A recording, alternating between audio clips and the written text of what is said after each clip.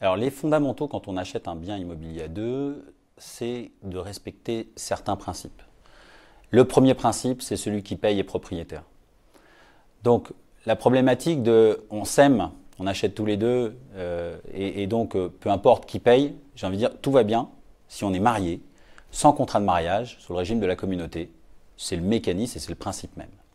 En revanche, si vous avez fait un contrat de mariage, que vous êtes sous le régime de séparation de biens, ou si vous êtes des partenaires pacsés, ou si vous vivez justement sans contrat, sans pax, là, un sujet se pose et il ne faut pas avoir le raisonnement de on s'aime, on achète à deux, peu importe qui paye, on est à 50-50.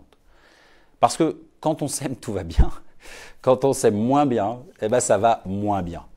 Parce qu'on se pose la question de savoir en fait qui a payé quoi, ça ressort toujours. Et puis, ce n'est pas forcément l'autre qui le fait ressortir en plus, parce que peut-être que l'autre n'est pas là et c'est ses héritiers qui le font ressortir.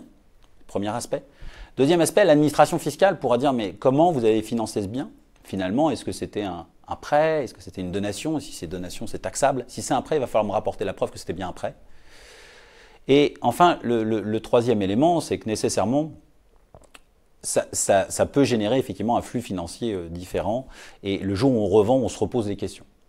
Donc, on fait des calculs assez précis et on est obligé de se projeter en disant voilà, on va rembourser le prêt 60-40, je mets tant sur la table aujourd'hui. Et donc aujourd'hui, finalement, et c'est là où on peut être extrêmement précis, c'est de dire ben moi j'aurai finalement le bien à 65,8%. C'est possible. On peut être très précis en fait dans qui va être propriétaire de quoi. Et ça a toute son importance, comme vous pouvez le constater, au moment du dénouement, par le décès, par la séparation, par le divorce. Ça, c'est des questions qu'il faut se poser en amont et pas après, parce qu'après, c'est trop tard.